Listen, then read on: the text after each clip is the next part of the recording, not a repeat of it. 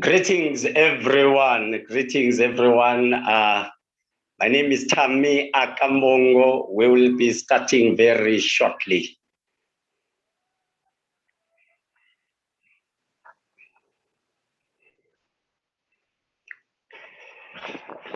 Once again, welcome everyone. My name is Thami Mbongo, and you are watching an online show called The State of the Creative, The State of the Arts with Thami Mbongo, brought to you by the Creative Passport. In this show, we engage on matters around cultural and creative industry, whereby we've got guests, and sometimes I share my own personal views on the matters, and sometimes I invite guests to come to the show, and we speak about these issues that are affecting our cultural and creative industry. Monday, I had the guest Ismail Muhammad, which we've covered some of the other stuff, and last week I had Dr. Mike Van Fran, whereby we tackle certain issues. And today, our topics, we want to cover three things. First one is we look at CCIFSA, and also we look at the state of the cultural and creative industry in South Africa. And lastly, we need to look at what needs to be done. A lot of people might be asking why the focus should be on CCIFSA. And I would like to take this opportunity before I even welcome my guest to sort of like do a proper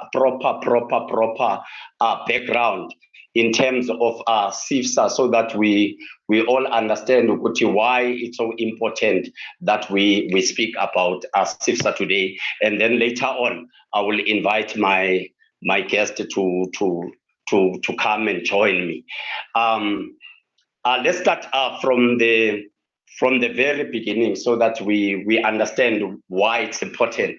And I strongly feel there's a lot of people, including people in many structures, that are not understanding the importance of having what is called a mother body in the cultural and creative industry general to advance. So the reason why, because the show is called The State of the Arts, we want to also talk about those things, so that we are clear on what is happening out there. Before we start, let me make sure that my guests are sorted. And please subscribe to the channel. Subscribe so that you can write your questions, all your questions, right there in the chat room. You understand that, especially on YouTube, because we get the comments from YouTube. In Facebook, we are just sharing. So make sure you subscribe to follow. Okay, let's talk about CCIFSA, the history of CCIFSA, right? The former president, Jacob Zuma, on 17th of November 2009, met with around 500 representatives of the South African cultural industry in certain Johannesburg. And then the former president was joined by a number of ministers from relevant departments. And we need to give praises to former President Jacob Zuma for inviting various ministers into one room. I think no other president in this country has done that. In that meeting, there was a Minister of Arts and Culture, Ululu Klingwana, ministers in the presidency, Ukolen Shabane and Trevor Manuel. There was Minister of Finance, Pravin Gordhan. There was Minister of Communication, Usimpiwe Nyanda. There was a Minister of Police. At that time, it was Natim Tetwa. There was a Minister of Higher Education, Upleighton Zemande. And also there was a Deputy Minister of Arts and Culture, Paul Mashatile, who later on became the Minister with Arts and Culture. And also there was a Deputy Minister of Justice and Constitutional Development, Andre Snell.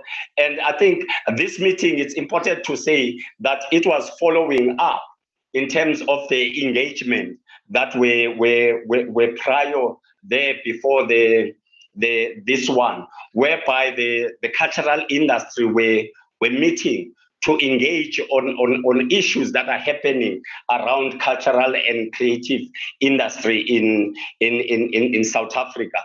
And in this meeting, it provided an opportunity for government leaders to get feedback from the industry, and also to provide a feedback, because there were prior meetings that were taking place, I think in November 2008 and 2009, where artists and cultural workers raised issues with the former president, Msholozi. And then Msholozi decided to go, okay, let me call various ministers into one space and let's talk about these issues. And some of the issues that were raised at the time, one, it was inadequate local content in the country's broadcast products. So this thing of speaking about local content is not new, and it was one of the agenda that was discussed. And also they spoke about copyright issues. They spoke about defining artists as workers, and also social security, the problems with tax, the need to fight piracy, and there was the call for the police to establish a special unit to deal specifically with the issue of pirates. They were also talking about the working conditions of artists, the concern that existed regarding the tax laws that do not take into account the irregular nature of the cultural work.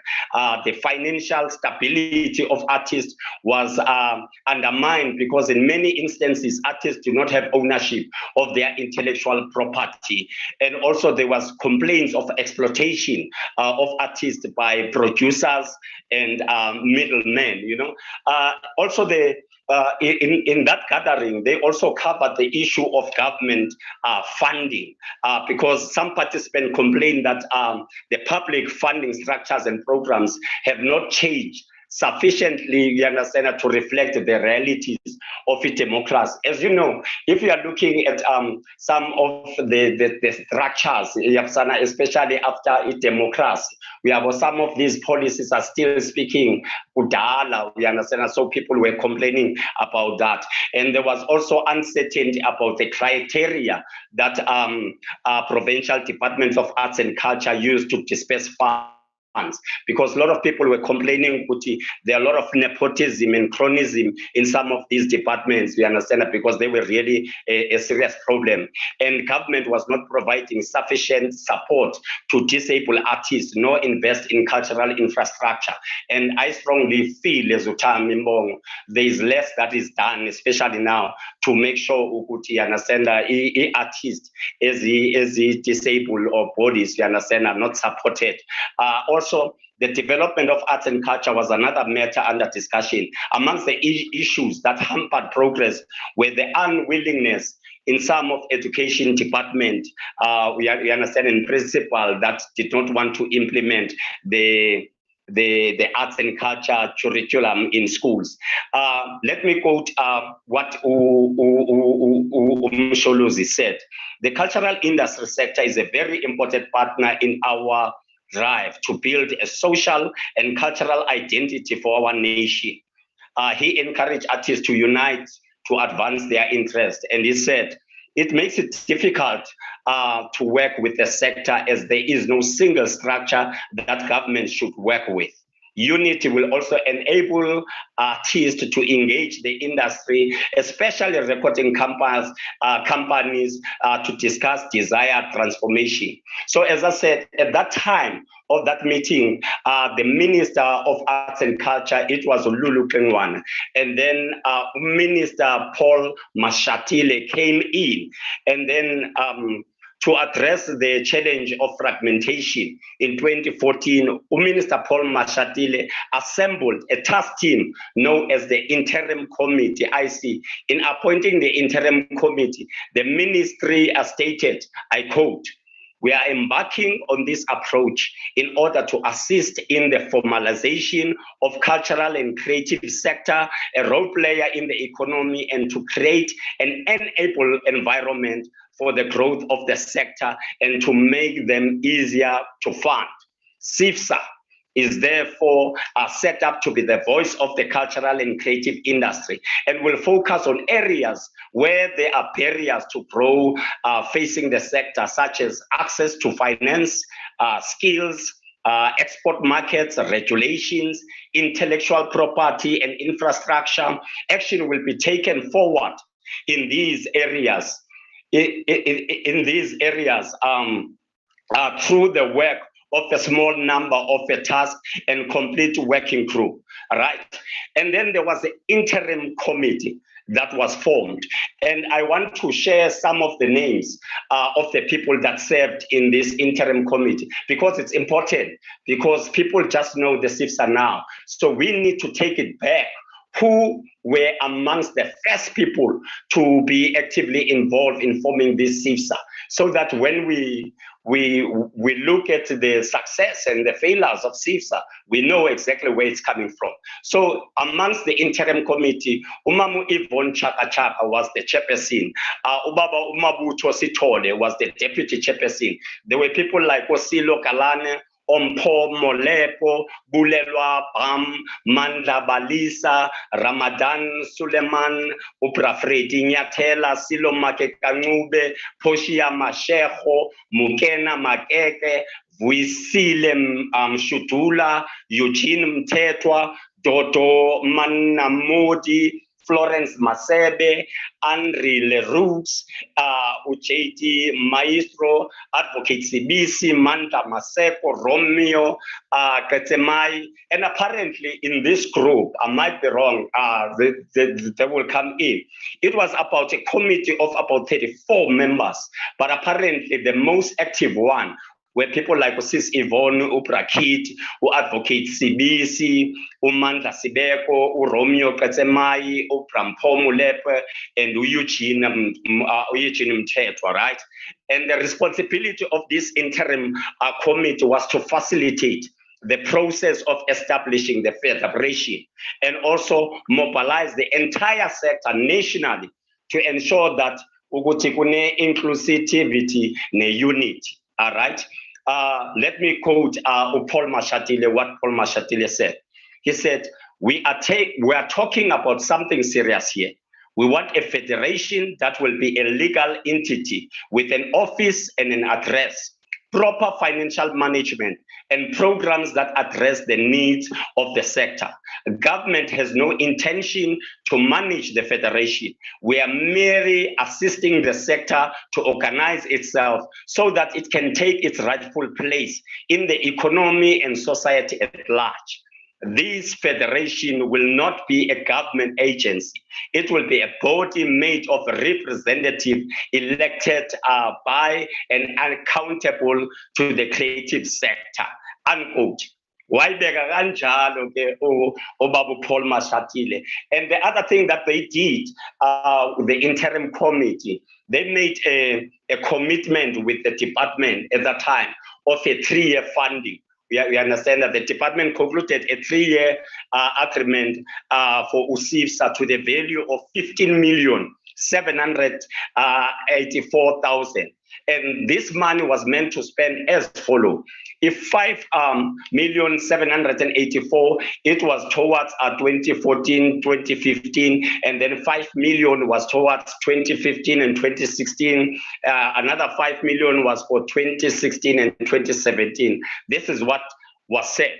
The 2014 and 15 funding was to facilitate the establishment of the organization, including sectorally and provincial consultation and the inaugural conference. And then the 2015 allocation was directed to fund CCIFSA 2015-2016 action plan, which was developed based on the recommendation made prior to and during the elective conference in March 2015, where many participants raised the need for further engagement with stakeholders. We understand the 2016-17 allocation was for the organization to broaden the scope on consultation with the sector and to prepare for its AGM. And when we are looking at this interim committee was meant to hand over during the 2015 CCIFSA conference, which was held Emangawu, and I was part of that conference. And this conference had two status, what most people tend to forget. The two status was, it was meant to be a consultative conference and also elective conference. But a mess happened. There were a lot of fighting, but we are going to cover that with our guest today. We understand that, but the delegates at that time wanted to focus more on leadership, rather than looking at what kind of a beast, of a nature this CCIFSA should be. We understand that. So there was no time in spending in terms of consultative. We just moved straight into election. We understand. And the conference was a chaos. There was a lot of fighting. And I remember Minister Natim Chetwa came in to say, this is your moment as a cultural and creative industry. You need to fix, you understand, this thing. Make sure you've got CCIFSA and you fix it. Anyway, that conference was held in Bloemfontein between 23 to 24 March 2015, whereby the following leadership was elected. Mr. Tony Horoche was elected as the president. Mr. Kopano Kezana Akapeni Peni was elected as the deputy president. Mr. Phemelo Sediti was elected as the general secretary. Mr. Zwelibanzi Dakane was elected as the deputy secretary. And Mr. Toto Munamudi was elected as the treasurer general. Miss Andrea Tondolo was elected as the national coordinator. And then because CCIFSA was meant to be sector-based, there were 9 national sector leaders that were elected. In indigenous wisdom, there was Mr. Benjamin Mfaba. Arts, education and training, there was Mr. Windim Tembu. With language and publishing, there was Professor Kospim Bele. Visual arts and craft, there was Miss Shelim Somi. Cultural and natural heritage, there was Miss Nkosazana Macheti. With audiovisual, there was Mr. Davids. With design, creative and ACH services, there was Miss Sia Sang Sebe.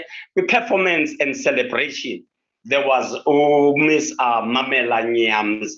And today, I invited to come into this conversation Uput Mandla Maseko Senior.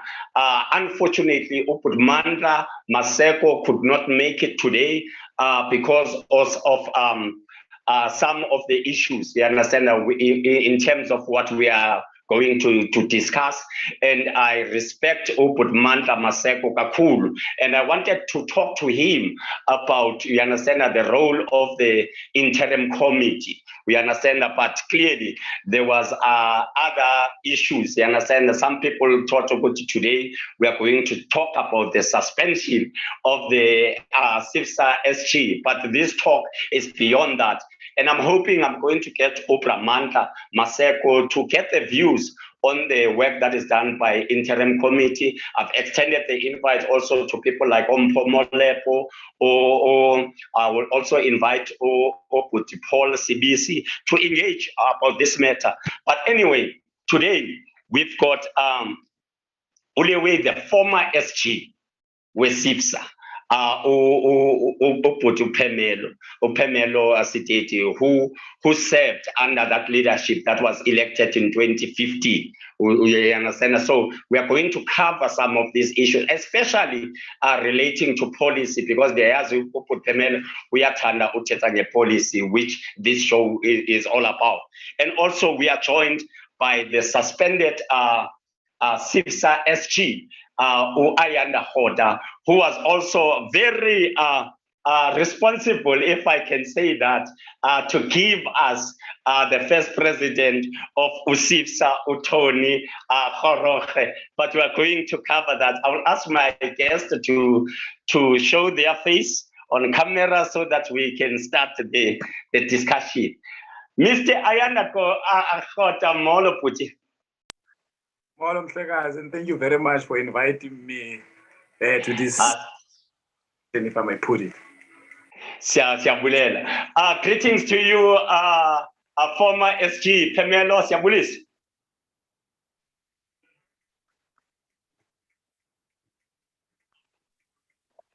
How are you, Chief? You want me to show my video? Let me see what's happening here. Start video. Oh, there. Hey, man, leader. Yeah, there we are now. How are you, leader? Are you fine, comrade? I'm good, man. How are you? I'm good. We'll ask you for this session to open, you understand, the video so that the people can see you, but we won't be long. Let me start with you, Mr. Ayanda Roda. Right? We would like to know more about who Ayanda Roda. You understand that we know Ugutu Ayanda was the guy, you understand that but tell us more about the kind of work that you are doing in the cultural and creative industry space, you understand that, and what led you to be involved in the cultural and creative industry. Over to you, Mr. Ayanda Roda. Oh, thank you very much again, Leader Thami. Ayanda Roda is a cultural activist, music business person in the industry. I run my own record label, which has publishing and events within it. I've served in one of the boards, which is Association of Independent and Record Companies, in abbreviation, ECO. I've been very in issues of policy in the province. I've worked with a couple of artists. I've managed and produced a lot of artists from the Free State, even on the national level. And my passion it's around the rights and the dignity of the artist, in short. Thank you very much, Brian, because it's important, we understand it. You know, one of the discussion that people always raise when we engage on matters of cultural and creative industry, they've got this tendency, we are led by people who are not actively involved in the industry. So it's much better, you understand, to just set the record straight, you understand, to know who is involved. Because sometimes when we go to these conferences, we don't know each other. We just elect each other based on which provinces we are coming from. Let me come to you, Mr. Phemelo Sediti. Can you please tell us your involvement in the cultural and creative industry? Thank you very much, Comrade Thami. I'm a latecomer in this industry, to be honest. I only joined the industry in 2009. I was invited by an old friend of mine, Mudise, who kept on saying that he's coming back to Kimberley after having acted for so many years. So we formed the Khalishiwe Theatre Organization in 2009, which was only registered in 2010 to do work strictly on theatre productions. Even if the projection was the company must become a touring company, you know. So over the years, he's been literally carried the company as a creative director, and I was doing producing work, including financial management of the company. So that's what, in essence, brought me to the attention of CCIFSA to be ultimately elected as Secretary General representing the artists of the Northern Cape. Thank you very much. I think now we've sort of like covered some of the intro, but maybe we are going to revisit them. Mr. Ayanda Roda, I want to come to you, say, Kamandi, you know, we met at Bloemfontein in that conference. And a lot of people, including myself, you understand, we know when there was a big context, you understand, between Tony Goroge and Eugene Mthethwa. We understand that and there was a lot of lobbying. We understand that. And I know, Uguti, you were on the side of Tony Goroge and you played a very instrumental role. Can you share with us, you understand, that build up, you understand, and the strategy that you guys used in making sure, we understand, and for you, what was the whole thing about. You understand? Over to you, Mr. Ayanda. Okay. Norman, Comrade Thami, Leader Thami, let me just first make a disclaimer so that people didn't get confused. I'm here on my own capacity as Ayanda Roda, and not as the Secretary or suspended Secretary of CCIFSA. But I'm going to be speaking on issues of the creative industry, which also involves CCIFSA, unfortunately. I'll have to mention it at some point during our discussion. The road towards Mangaung, it was very interesting, because as a country, we were told or taught that when you are a creative artist, for you to make it, there's a certain route that you need to travel. You need to be in Joburg, you need to be partly in KZN and in Cape Town, so that you can be known or claim your space as the creative sector. And we knew that it's also important that you cannot be a creative leader and disassociate yourself from the recent politics or the political space or your association in understanding the politics of this country. And also the dynamics which include the geographical spread of this country. So the strategy which one would say that we have introduced amongst ourselves, because I was just a leader of that cabal that was looking for Comrade Leader Tony at that particular moment. But there was a group of people that had a very influence and a positive influence in building up in making him the president. We knew that during your introduction, you mentioned a very interesting part to say the only president that met with the creative sector till today is only Jacob Zuma. Hence, I would always have respect for him, and I would always give him a space in my heart as a creative worker, as a person involved in the creative sector, to say he has played his part in making sure that we have what we have in the country, even if we are still trying to build it. So we, Tony coming from the Free State, and Tony being an international actor, Tony understanding the politics, Tony associating with a certain political party, including myself, we knew that lobbying is key when you need to be in a certain position. And lobbying, it shouldn't start during the conference. Lobbying, it should start on your way to the conference.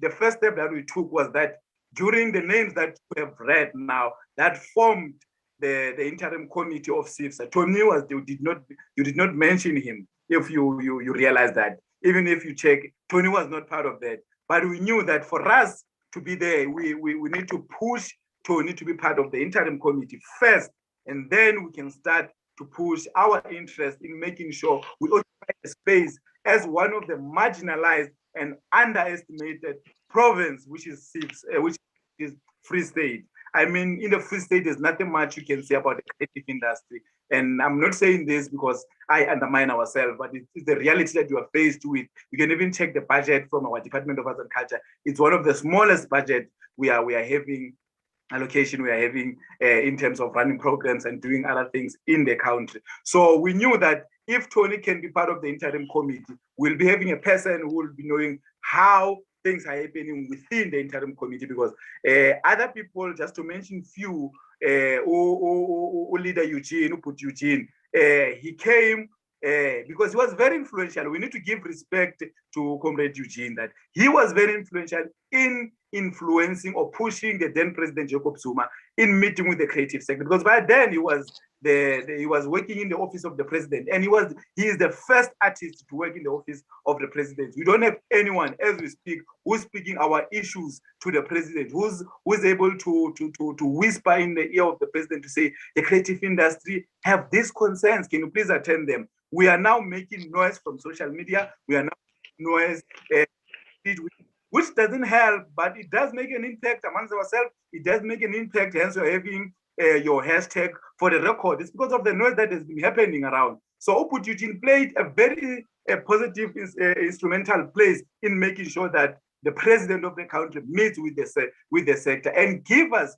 what we have, which calls CCIFSA, and that we are trying to build. So the route or the road that we took in making President Tony the first president of the cultural and creative industry in the Free State, it was very simple: lobbying and convincing, and also using his portfolio as someone who understands the political side of things, and someone who understands the artistical side of things, and also the administration part of things. So basically, it's about that. That's how we got to that level. Our route started before the actual March of 2015. Thank you very much, Ayanda. And you mentioned, thanks for the disclaimer. You understand that it's important, but I was going to talk about it when we engage, so that it's clear this talk, you understand, it's generally about the cultural and creative industry.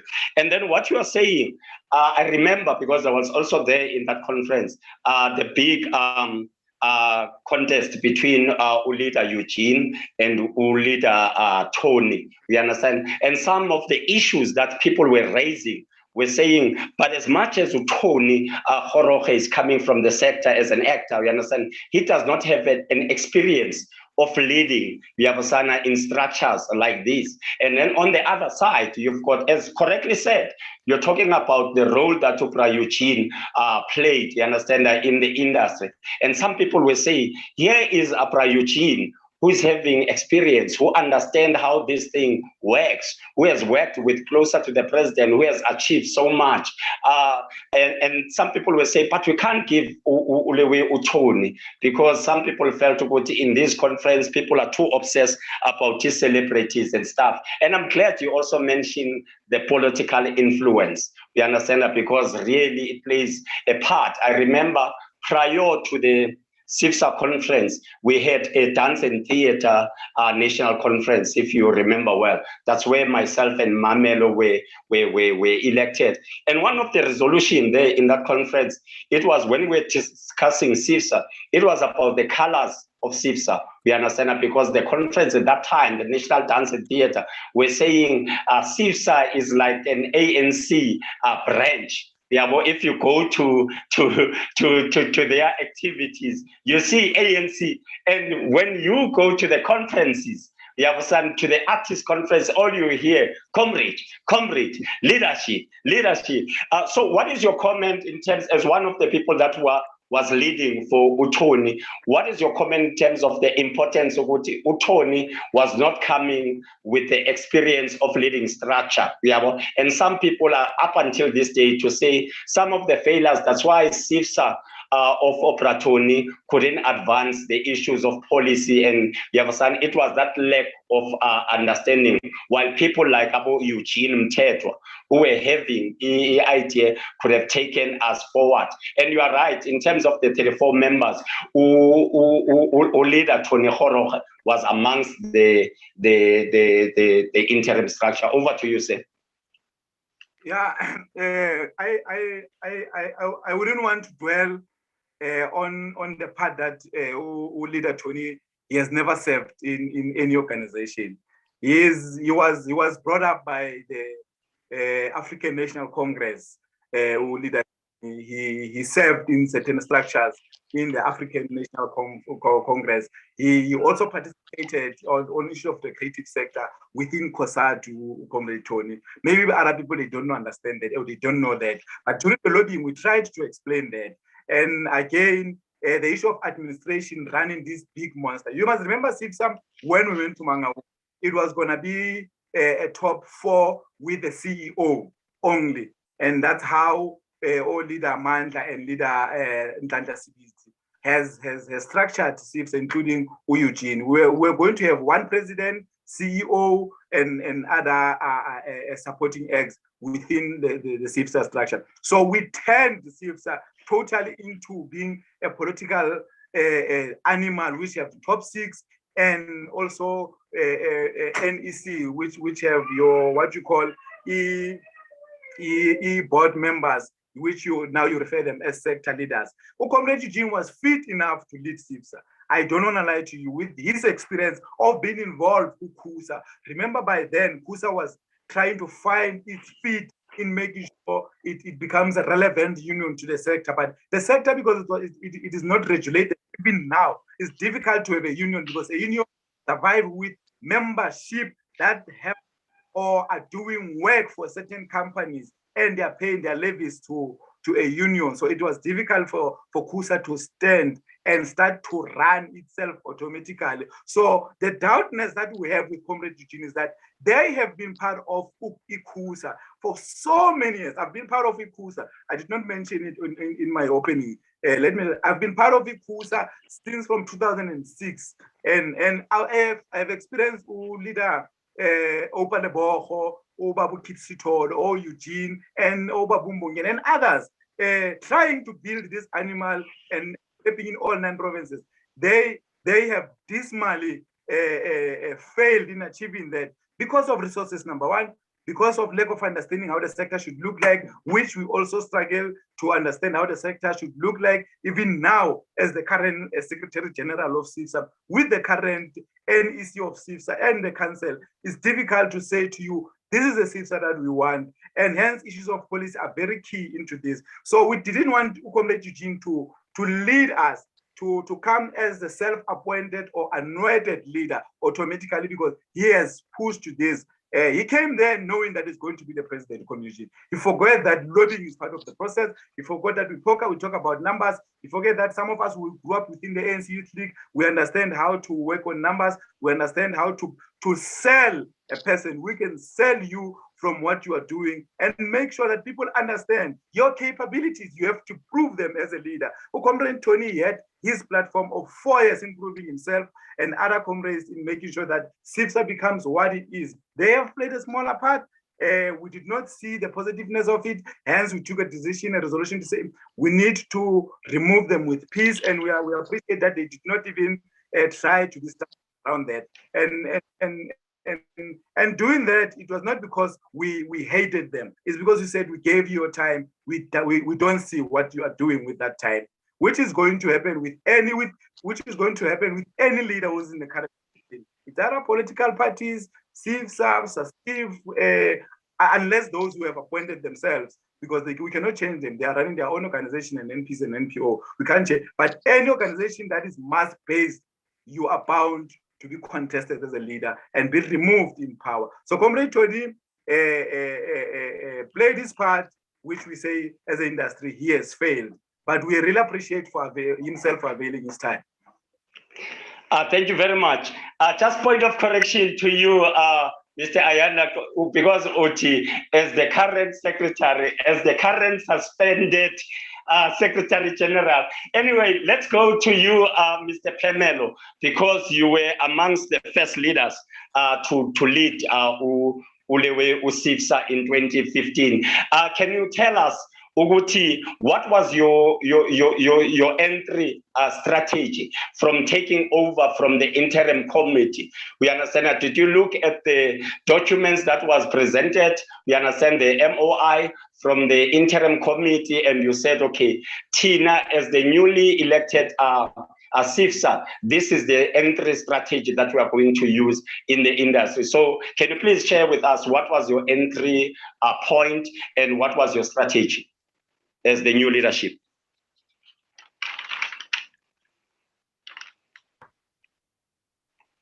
Thanks, Chairperson. There's a lot that needs to be said. There's a lot that requires, I think the 4 years that I was at CCIFSA. Apology, leader.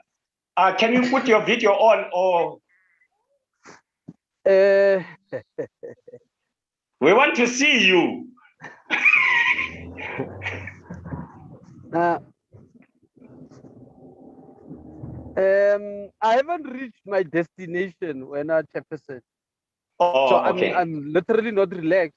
So maybe after just 10 minutes. But anyway, let me see how I can answer the question to the satisfaction of what the question desires to get. First of all, we are part of a thinking that says that national organizations, when dealing with provinces, some of the so-called rural and what you call ostracized provinces do not get into positions of leadership. Maybe it's because of the way the infrastructure has evolved over the years or has been maintained, what we call the colonial apartheid infrastructure. Remember, the Union of South Africa gave us the 4 provinces, Cape Province, and then your Orange Free State, Transvaal, and Natal. So the fund mechanism ended up unwittingly following the same method when we were funding, and we felt excluded. So that was our strategy. I was not alone in this.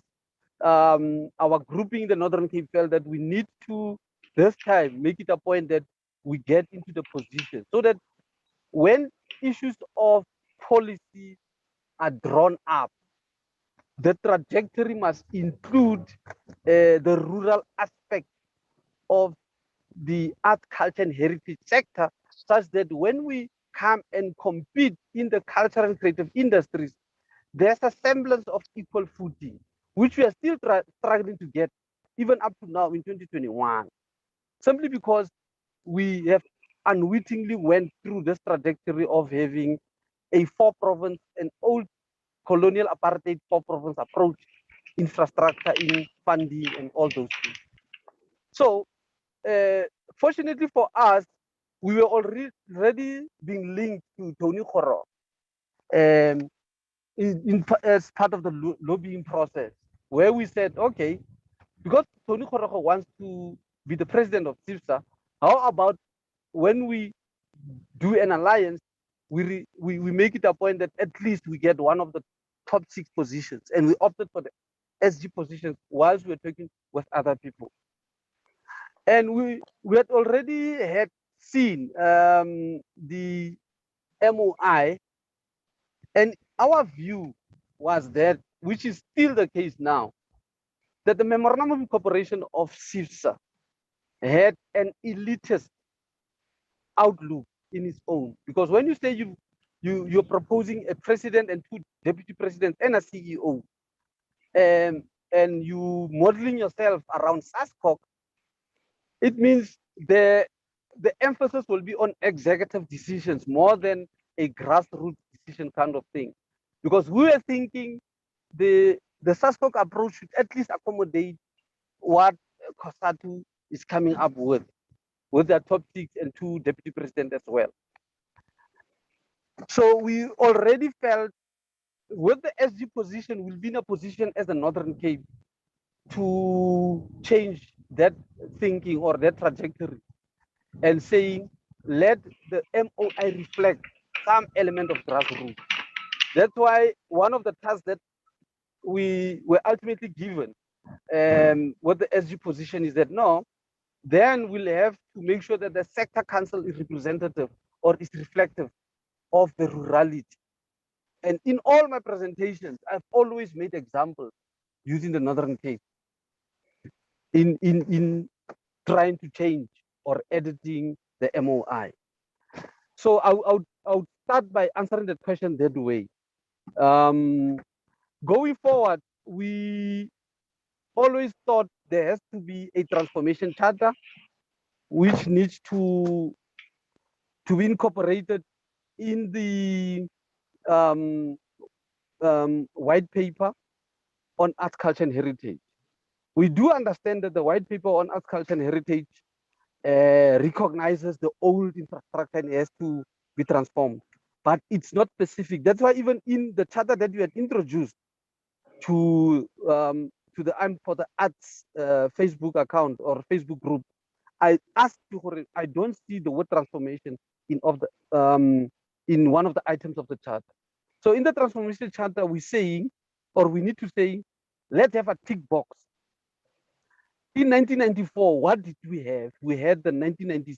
It gave us the 1996 white paper on art, culture, and heritage, which recognizes that all the performing arts board had to be usurped into the art councils of the 9 provinces, which ultimately happened, and those performing arts died.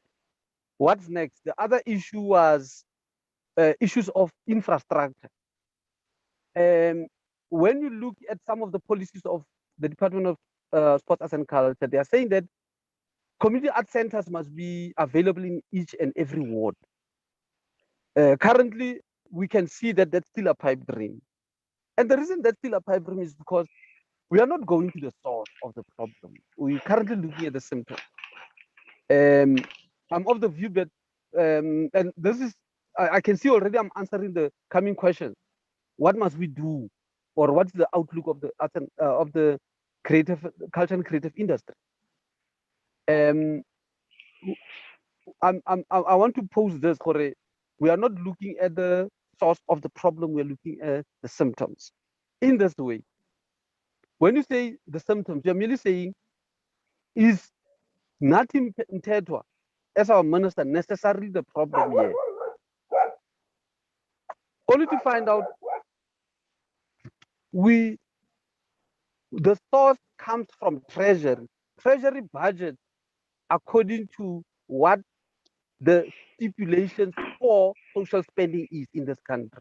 That's where we are at this stage. I thought maybe let me answer the question that way and add this as a rider before we continue with the outlook of cultural and creative industries. What is the status now? Because that's the theme of why we are talking today.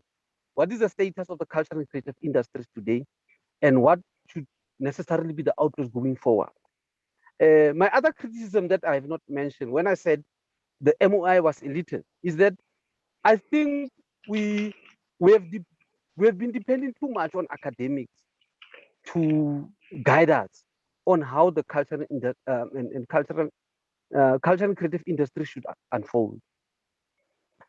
What does the colonial apartheid infrastructure tell us? That you've got the gallo records of this world who were prevailing before 1994 and they're still prevailing today. Film industry, you've got the Stekinokos of this world. We know it's a monopoly. I'm just citing two examples. I haven't even started talking about art galleries. Why don't I have an art gallery right here in Khalishev? Instead, I must go to William Humphrey's art gallery in town, which is currently registered as a cultural institution under the Cultural Institutions Act. What stops us to having an art gallery in town? Do we have consumers of the art, of the craft, right here in Khalishev? Do we have purchasing power? Now, it doesn't end up looking with work club approach to art, to say, no, it's not necessarily people don't appreciate art. There's no purchasing power right in Khalishev. So even if you produce visual artists and crafters right in Khalishev, they may not have people with purchasing power. Then you are forced to go to William Humphrey's art gallery to go and exhibit your work. And still there, you need visitors to Kimberley who will then go to William Humphrey's art gallery to go buy that art. So there's so many things. But the nice part is one of the objectives of CCIFSA is that we want to we want to add the element of online streaming, online selling of art. So that issue will be addressed as time goes on. But still, my parting shot in this answering this question is that we still must investigate.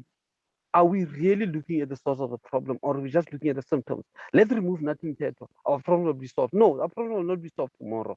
We still must deal with treasury issues, how they allocate, how the budget council allocates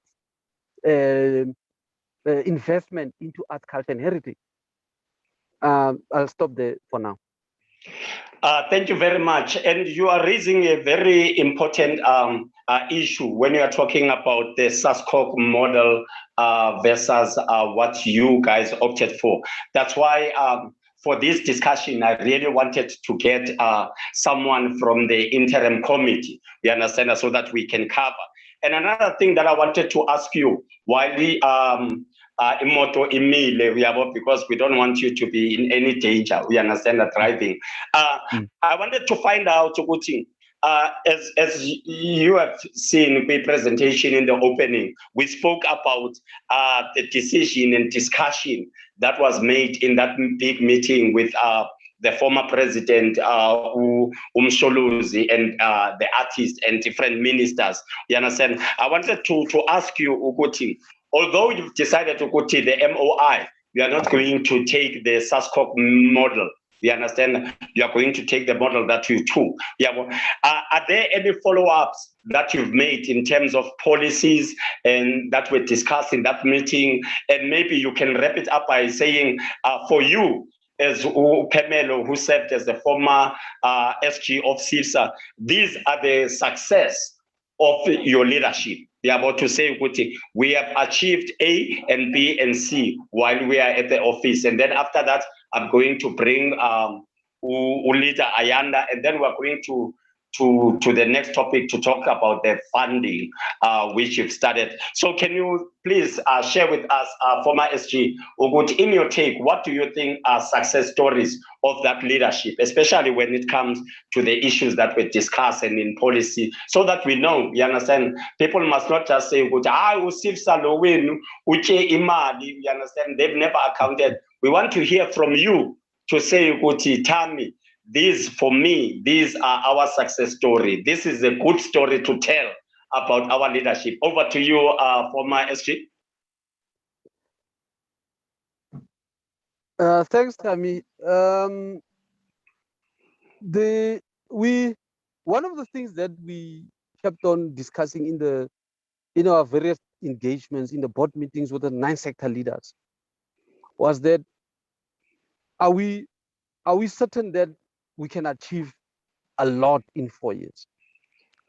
SASCOC was established by way of an act of parliament when the late Reverend Anostofilo was still the Minister of Sports in 2004. I just can't recall the name of the act, but it had to do with Sports Administration Act, which gave birth to SASCOC. People who established SASCOC in 2004 admitted that it had to involve at least for over a period of 10 years for them to be successful or to be happy that they've reached the level at which SASCOC. So it meant that we already had pressure. By then, we were talking to Mayor Patricia. She was then the CO of SASCOC. These are the challenges that they met. Now, we were thinking with SASCOC was ready in a sense that the sectors were already organized. When I say sectors, I mean the various sporting codes. We had swimming SA, we had athletic SA, you can name them. So SASCOC was formed to be an umbrella body of existing structure. But in our case, we don't have a bottom-up approach. We have a top-to-bottom approach. You first establish a national structure and then you go down. So one of the executive decisions was that, no, we've got 9 provinces. How about we establish provincial sector council that will assist us to alleviate the pressure in national office. Unfortunately for us, the MEC of the Eastern Cape, Mayor Phemelo Sediti, had already budgeted for the launch of Eastern Cape. So those guys were literally ready to be launched in the very same year that we had been established. Whilst in other provinces, we had to speak to HODs and MECs to say that Mr. Natim Tedwa helped us to launch CCIFSA National. Now I want to launch in provinces. So we launched on 21st March 2015 as a national body. By November 2015, we launched Eastern Cape with their assistance, of course. They did the hard work. We just came there and literally cut the ribbon. And it followed with Free State, it followed with Mpumalanga in 2016, and Limpopo, and then 2017, followed up by Northern Cape. So literally, we had launched already 5 provincial sector councils. Of course, we had problems in your province, which we don't have time to mention now. Others, we have other ideas about what CCIFSA is all about. Because sometimes when Thami, we had different understanding, I must admit. what CCIFSA needs to achieve. There are other people who thought CCIFSA will be a conduit of money, where money will just come through from the, and I'm not saying this without malice, but that's my observation, that people were thinking money will just come through into CCIFSA and money will be chowed by certain elitists, based on my observation of what the MOI was saying. So in terms of structures, I would say we did close to 60% establishment of structures of provincial sector council. And before each provincial sector council can be formed, there had to be district sector council. And the reason why we were pushing for PSC is because we wanted to remove this concept that always a structure must have an executive committee where you have a chairperson of the province, a secretary of the province, and then those are the people who must talk politics with the politicians and the administrators of the province. So we thought, let there be provincial sector councils where those sector councils will be led by sector practitioners. So you'll have a provincial sector council with 9 sector representatives. So those are the people who will push the interest of each sector. So if you're a visual artist, you'll be the leader in the province. And we then came with a concept that let there be provincial coordinator, which means the provincial coordinators will be the de facto chairperson. And to us, it was working well as far as we're concerned, because we are still having building blocks. I agree. We're having at the back of our minds that SASCOC had to evolve over 10 years before they could be fully fledged. So we didn't want to put ourselves under pressure that, no, guys, we only have 4 years to do this. The incoming NEC will then have to continue. That is, if we are retained, we'll have to, but we are of the view that we need to try and achieve something. So in terms of establishing structures, I would say 60% success rate just on structures. And then there was the issue of the memorandum of incorporation. We had to consult and consult and consult because we needed to satisfy ourselves that, are we removing the elitist aspect within the memorandum of incorporation? And that's where we involve the provincial coordinators to speak to the provincial sector council so that submissions might be brought in individual from each provincial sectors. And along all that time, we're fighting with the department for the money budgeted for. It seems as if it's only talking to administration of CCIFSA. That's why when you even went to the portfolio committee asked the department, do you think a national body can be able to achieve anything with 5 million? That's why I get sometimes despondent when I see newspaper articles that we presided over 15 million and we counted 50 million. We haven't accounted for that. And unfortunately for them, they only have, everyone has to look at the audit statements that are currently in the filing system of the Department of Sports and Culture National. But that's a topic for another day. Then we looked at the issue of policy. What is it that we want to achieve?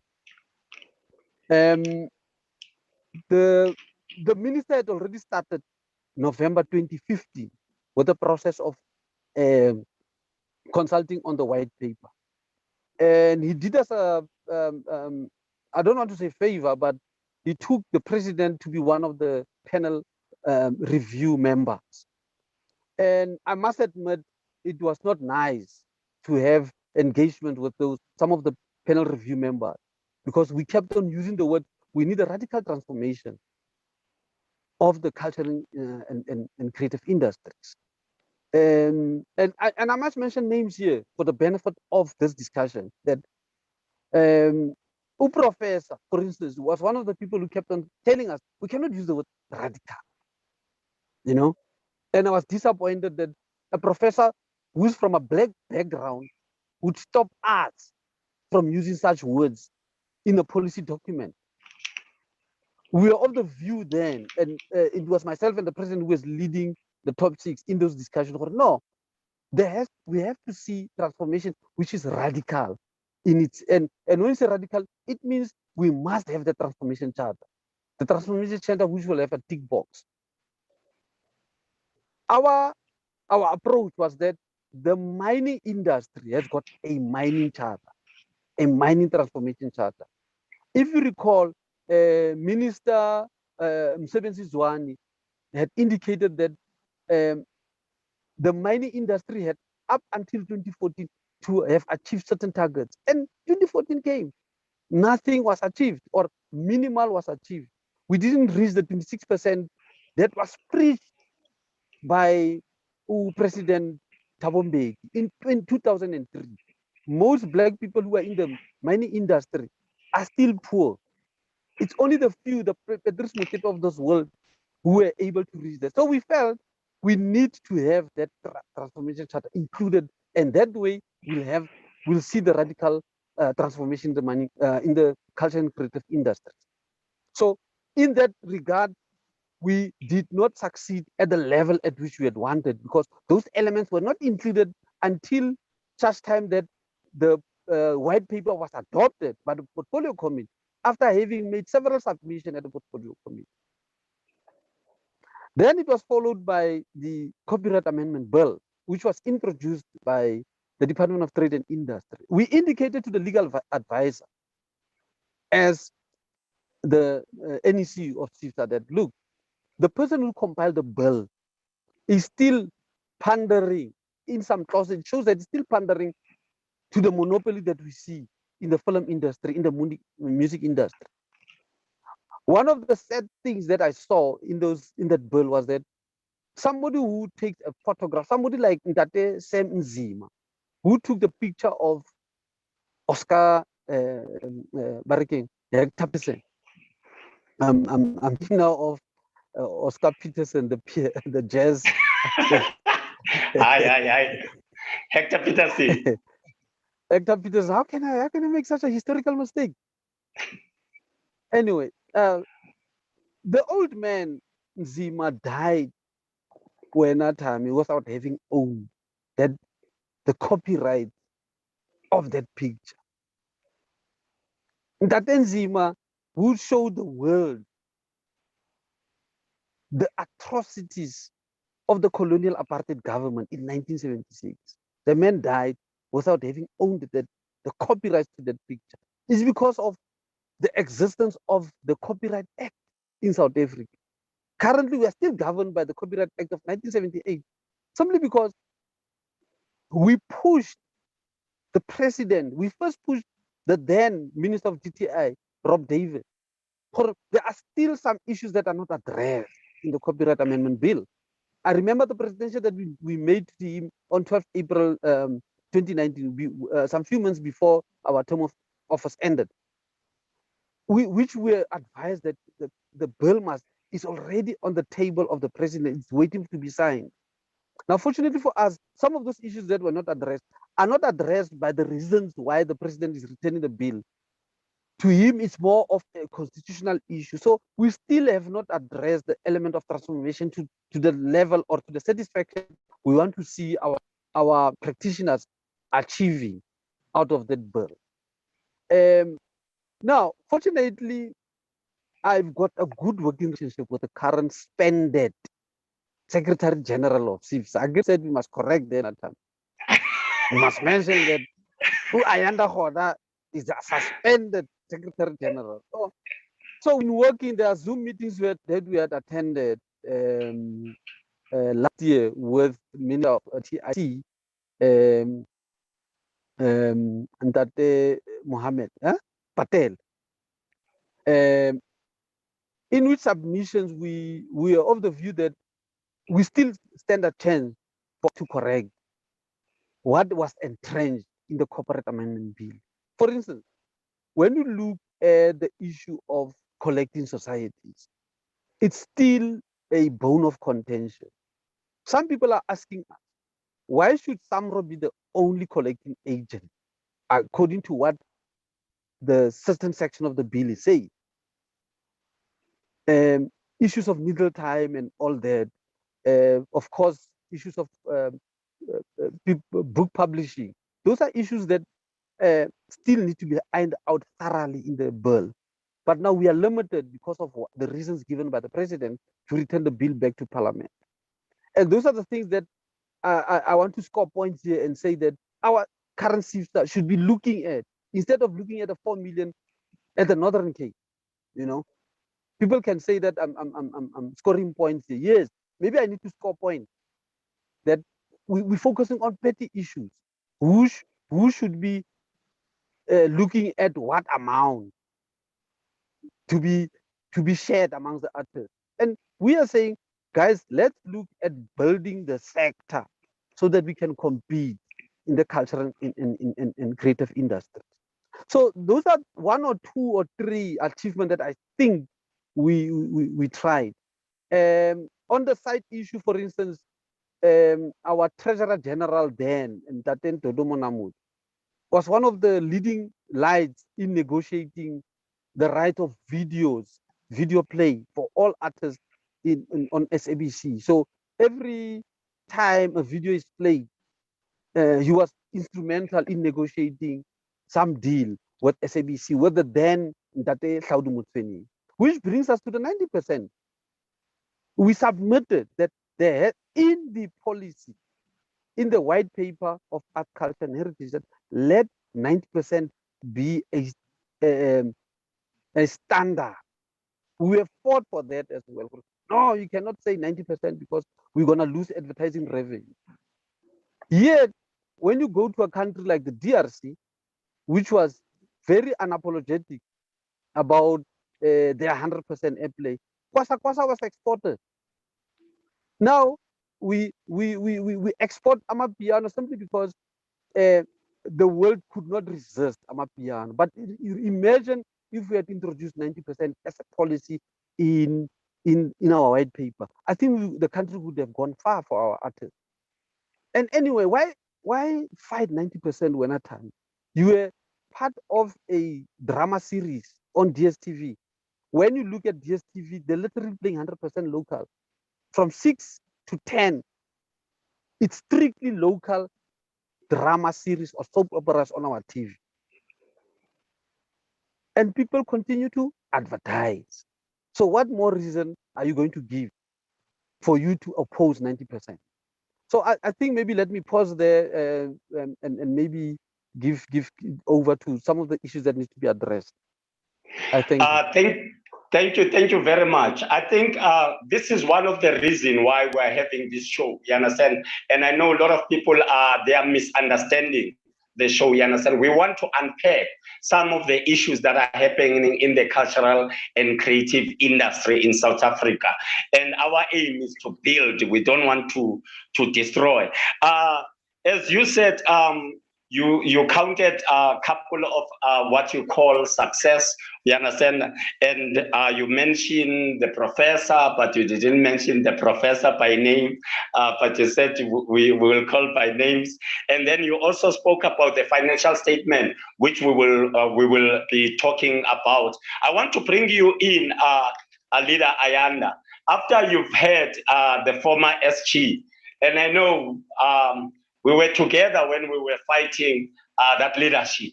We understand with a lot of things and wanting to see things happening, and they were not happening. And previously, when you were talking about that leadership not delivering. For you, in short, my leader, what would you say in that leadership before we close that leadership and we move on to the new one? Yabo, what do you think are good and bad and ugly experiences? You understand with that leadership, Yabo Tony. Over to you. I know. I think from what the SG is saying, for my SG, they have tried the best resources that they had, which as a sector we saw it as a failure because we did not see anything being presented to us. And the challenge that they had was for them to communicate successes that they have as a new federation or as a new leadership, and which is one of the key things that most, including our government, they're struggling to do that, to be at the center of communicating with the masses. You miss that as a federation, or you miss that as a government or an organization. We will take decision on your behalf that you are failing, you're not doing anything, because you are dealing with close to 60+ million people in the country. So if you are saving 15 million and this 45, you're not saving, we are bound to say to you, you're not delivering, because the majority the minority is still benefiting, which are the ones that mostly that benefited before the democratic dispensation. So I'm saying the previous leadership, they have failed to tell us what is it that they have done, and they had a very good supporting system. I think the former SG would say that they had very active provincial coordinators, including myself and you. We were very fond and willing to work with them and willing to communicate everything that they have achieved. And hence we were very vocal during their time within the boardroom and outside the boardroom to them. So they've missed an opportunity in using us in communicating what they have achieved. I mean, many issues of white paper, like the former SG said, one of the key papers and that or policies that we should have made a lot of noise to say 90% needs to find an expression in that white paper as the sector, because we were in a position of mobilizing the whole country. I mean, you coming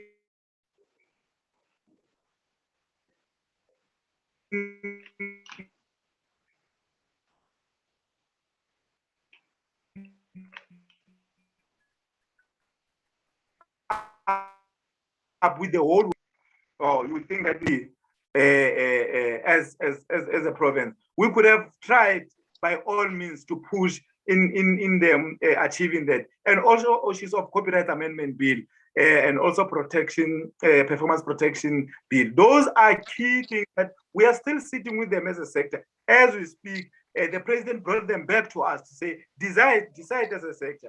I can assure you, none of the artists are interested in making contribution or participating.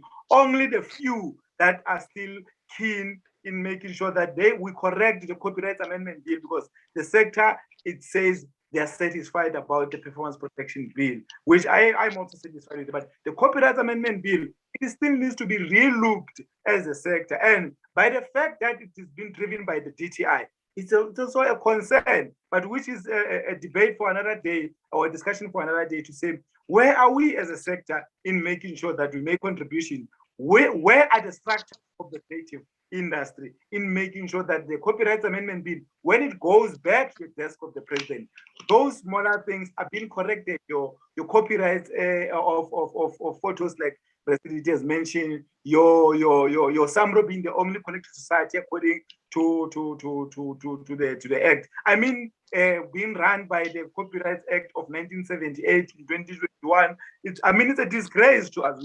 We should also be ashamed as a sector that we are not being honest enough to ourselves when it comes to issues of policy, and the fragmentation that we continue to cause as a sector. It's costing us, and it's going to cost the next generation, which we are now blaming the generation of 1976 till 1994, that they did not make justice to us and those who had powers from 1994 to the current dispensation that we are in.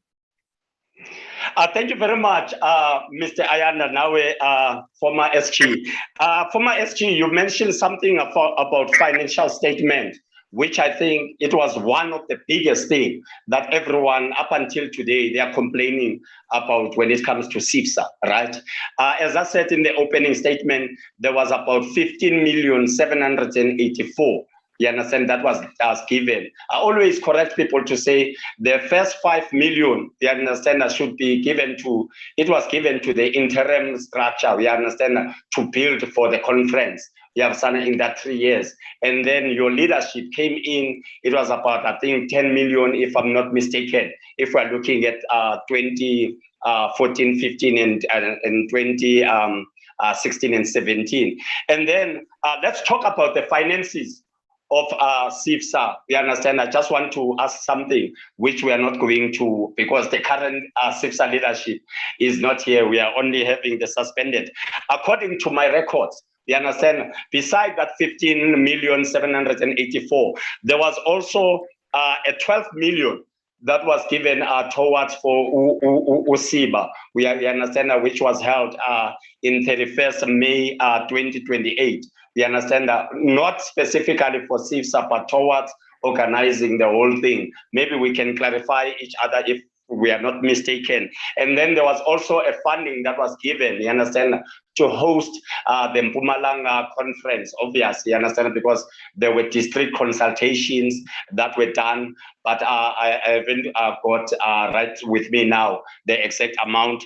And recently, because I also follow what is happening at the Portfolio Committee of Sports, Arts and Culture, you understand, with their minutes on the 4th of May, 2021, Cynthia Khumalo, who is the DTG, says that the Department of Sports, Arts and Culture has set aside 5 million for CCIFSA to implement the programs coming out of their policy conference. It's not a secret. Everyone knows currently the new leadership is busy with Indaba.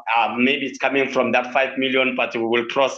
A question for you, former SG.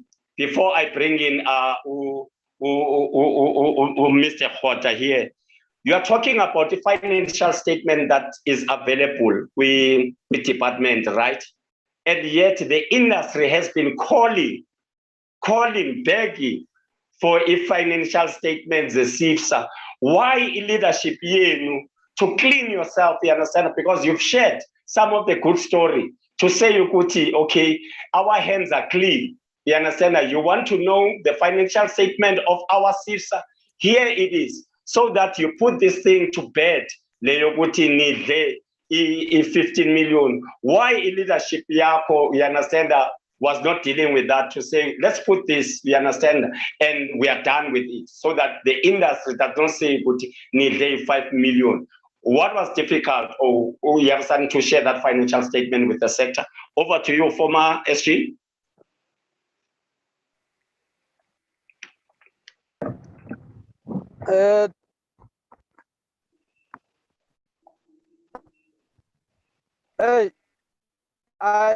I made a mistake when comrade.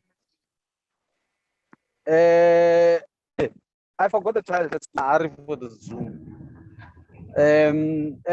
I've got another Zoom at 6, so I'll try and push the answer as quick as possible. Yes, please.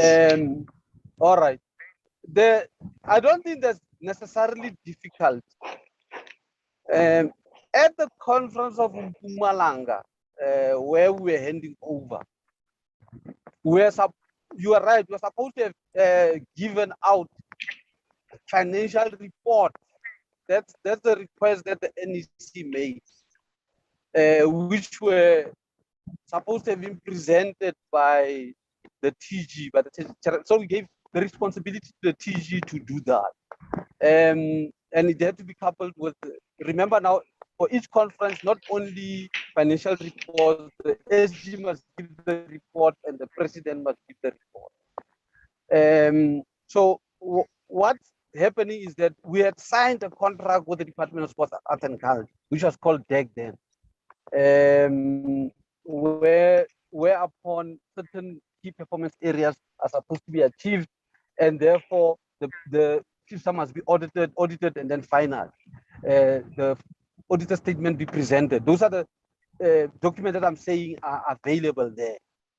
So, truth be told, we did not take responsibility, all of us as an NEC, to make it a point that our TG presents financial statements as they are, or as they were expected to be.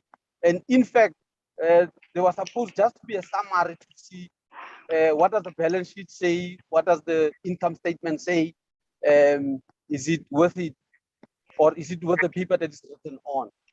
So I must admit, we just did not take that responsibility as the whole NEC to say to the TG, please present that because it's required by the leadership or by the art practitioner. So there really was not anything difficult. It's just that we did not take responsibility to force the TG to present it as required. I get you, and I'm sure it's not that late. And it's we are fixing. I'm coming to you now, Leader Ayanda. I know you are suspended. When we went to Mpumalanga for CCIFSA conference, one of the resolution was to build up to that CCIFSA policy conference. The same thing happened, right, in Mpumalanga, if I can say. That happened in Mangaung. Instead of focusing on the consultative, the focus was on electing the leadership. And then it was agreed to people will come back after 3 months. And sometimes we have some hours agree. I remember the 3 months, and in one instance you said it was 6 months. Nevertheless, 3 months or 6 months, that you will call for a policy conference whereby you understand that this discussion are done. And another resolution was that we understand that because the previous CCIFSA NAC did not provide a financial statement report, we understand it was given to the new leadership of CCIFSA to say, make sure we get as the industry these CCIFSA financial statement. So maybe you can give us a comment in terms of that approach. We understand, especially that we were talking about finance. Did the new leadership saw a need? We understand we really need to clean up. We understand that the name of CCIFSA, let's provide the industry with the names of the people that are not the names, man, the financial statement. We understand that. Did it come to you? Was it a priority? Before we speak about the policy conference, because the policy conference that we speak about, I'm sure it's the policy conference that led to your suspension. So let's start with the audited financial statement one. We understand, was it a priority to your leadership, the current one, to make sure the sector do receive the information about the financial audited statement? Over to you, former SG. Not former SG, I apologize. Not former SG, suspended. I'm sorry, I need to just add something, man, before the suspended SG says anything. Okay, sure. Look, your questions are leading, which is good. Né? Your questions are leading, which is good, but I want us just to correct the language. When you say the new NEC comes through to clean up, it is the assumption then is that we were dirty. I don't know how we're going to correct that one. You see, there are allegations that were made against us. For instance, there's also allegations that in the Mail and Guardian of 2017, I must just look for that article because I kept it.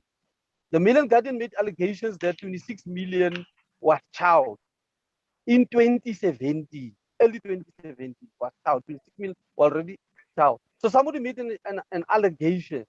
And if my memory serves me well, let me not mention names now because, but some leading academic in arts, culture, and heritage made that statement to the Mail and Guardian. So it means our name was tarnished. Just like we see in this country what happened, people's names are being tarnished. Their names are dragged in the newspapers. And when the newspapers has to apologize, they just go to page 2 and say, we are sorry, you know? So I'm thinking, I acknowledge that you are leading, your questions are leading, but in the very same breath, I'm not sure if you say they must clean up. If Abu Ayanda Roda must come and clean up, what are they cleaning up? Thank you. Oh, okay. Thank you very much, leader. You are correct. We need to fix a language. Yeah, but just like you are saying, you understand what you were meant to do to make sure what release a financial statement. And I was specifically on the financial statement to clean up the mess by saying what here is that financial statement, and because you don't have any problem for it to be shared. Maybe I use a wrong term to say clean up the mess. I withdraw that. Over to you, Mr. Ayanda Roda. Yes, very much again. If you would recall, when you were still active from the Western Cape with the new leadership of CCIFSA, I'm saying things that are in public. We struggled to do a handover process with the then leadership and us in a period of, I think, if I'm not mistaken, 3 months, literally not getting everything that we wanted to get so that we can start moving and delivering the conference resolution of Mpumalanga. But with the little understanding that we had amongst ourselves, some of the documents we did access them, some were with the Department of Arts and Culture. It was just us to access them. But when it comes to financial statement, I think you would know that it's the responsibility of the Treasurer General to be in a position of such document and then hand it over to us as the NEC so that we can take it to the public, and it will be as the Secretary General, the communicator between the Federation and the public to say, these are the financial statements, this is what we have discovered, this is what we want. But on our way to the policy conference, a lot of things happened. And the information that I have is the information that I got it from the former Secretary General, because I was working very close with him in getting what was needed for me to take over where he left off.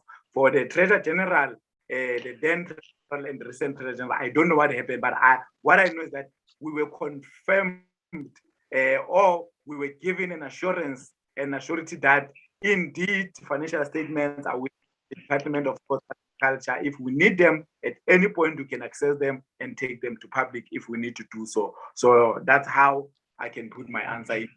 And I need to work it out with including the policy conference to say we were going to present. I was not, so I don't know if they were presented. I'm not even preview to the policy conference report. Maybe if I was privy to it, I could have read it and then received such information, because that's where it was an appropriate platform to present them, to say, yeah, this is what we have found out.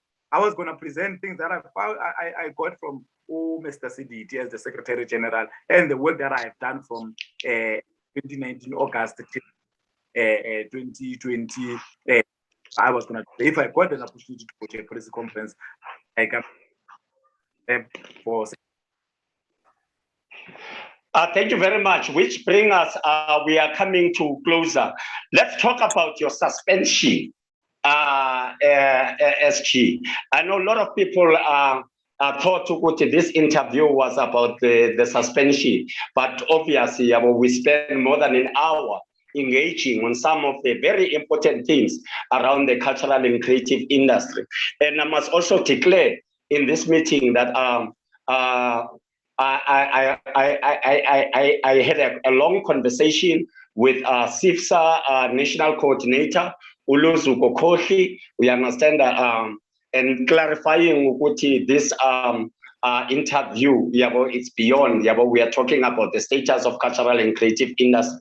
And one of the reasons that Mr. Mandla Maseko Senior excluded, because it felt as if we understand that in his constituency, we understand that he was seen as if he's taking a side. We understand that with what is happening around your suspension. And I've made it clear that it's not about that. We understand that it's beyond that. And I'm sure a lot of people who are watching now, we understand, and who have been following the interview, we understand that can attest to what this is beyond that, your suspension. But obviously, we will have to talk about it. You understand that in closing. So I want to say again to everyone out there, we understand we don't have any intentions or you understand that to harm anyone. You understand? You come to this platform, we engage. For the first time, now I must admit, I'm hearing things that I didn't know about Ulida Ayanda. I'm hearing things that I didn't know from Ulida or Phemelo, and these conversations are for that and for the industry to know what is happening. So, SG, before we close, please tell us about your suspension, because you were suspended, if we remember correctly, in January. It was a 3-month suspension. So I'm sure it's over now. You meant to be back at work.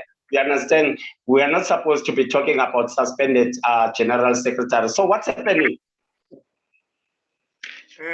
Just in short, I don't think I was ever suspended, because I think the letter was in public. I don't know who leaked the letter, but everyone read the letter.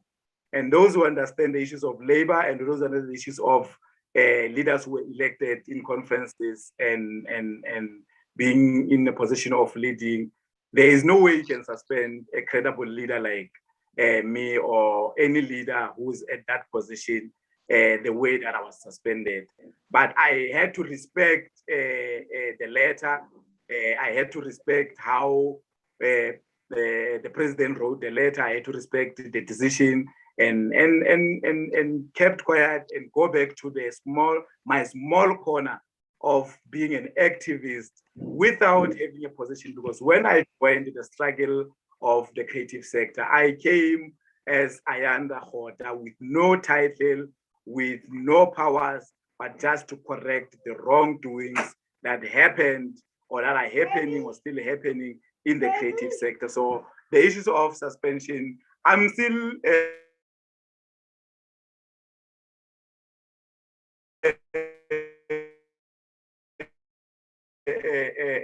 it's about on by the current leadership of CCIFSA.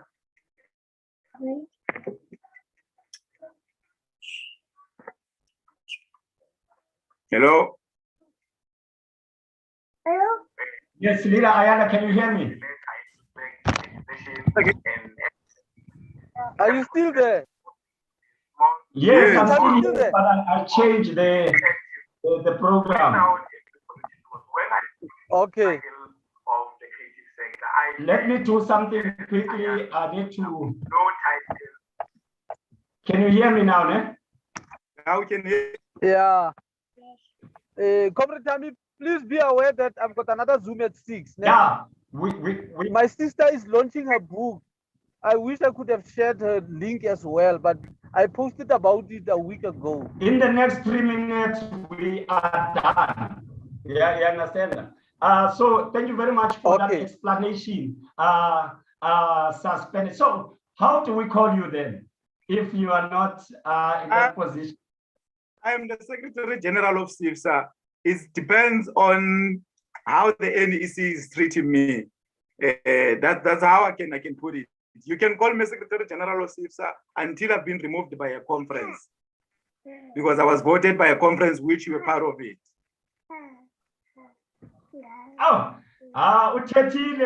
Secretary General with CCIFSA. Is there any last words? Let's start with you, Phemelo. Any last words from your side before we close the interview? Over to you. Before last word, I want to demonstrate the things that I was talking about. The very suspension of the SG tells you the state of the cultural and creative industries in South Africa. The things that we are fighting against, or let's have provincial sector councils, right, to avoid this thing of having executive positions. Now, because the focus is on executive positions, the NEC finds it prudent to suspend a certain Secretary General because there are certain things that needs to be dealt with instead of tackling what's supposed to be happening in the industry. Our understanding has always been, let government develop sector so that the beneficiaries of that development compete in the cultural and creative industry. So because that's supposed to be the focus, we instead tackle, or what we say, we play the man. In this instance, we suspend the Secretary General for issues that at this stage I'm really not really understanding. Why what is the actual reason that the SG suspended. You suspend the engine of the organization. But anyway, my parting shot will be what I submitted earlier, that we really are not tackling, or we are not going to the source of the problem. We are instead looking at the symptoms. And the classical example is the issue currently at hand. There's a serious voices or serious noise about the removal of our minister from his position. I think the assumption is that when he's removed, the problem will be solved. Only find out that we've got deeper colonial apartheid problems that have seen itself in how the art, culture, and heritage sector is developed, as has grown, if there's any growth anyway. The nice part is that South Africa is a global child. So our artists are able to sell their wares internationally through online streaming and what have you. But are we dealing with the source? The source being that what is the funding mechanism that you find in government? What is the funding allocation of government with regards to arts, culture, and heritage? If you say you're giving Department of Defense a whole lot of money, what is it the Department of Defense is doing with regards to social benefit for society? Because we have established that arts, culture, and heritage is a major contributor to social benefit. When children are busy with sports, when children are busy with arts and culture, you're literally reducing the number of idle hands doing the devil's work, because they'll be busy with arts, visual arts after school, they'll be busy with dance, they'll be busy with what they do. Or unless I'm saying we are comparing apples with bananas in this instance. But I'm of the view that we really, as a party, we really must go to the source of the problem and check whether are we really resolving issues that are bugging the culture and creative industry to such an extent that we'll be able to resolve the issue at hand. And that's why I think we have a suspended SG. I thank you. Thank you very much, Mr. Sediti. Any closing remarks from you, Mr. Roda? Over to you.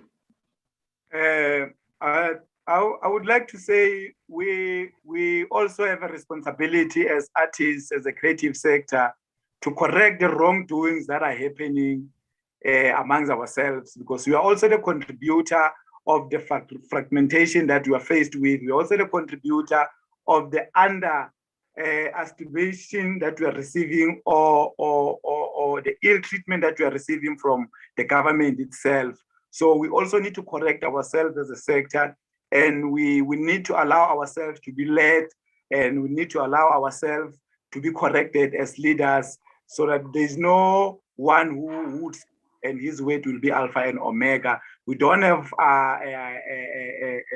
what you call leaders forever. We need to create space for new leadership.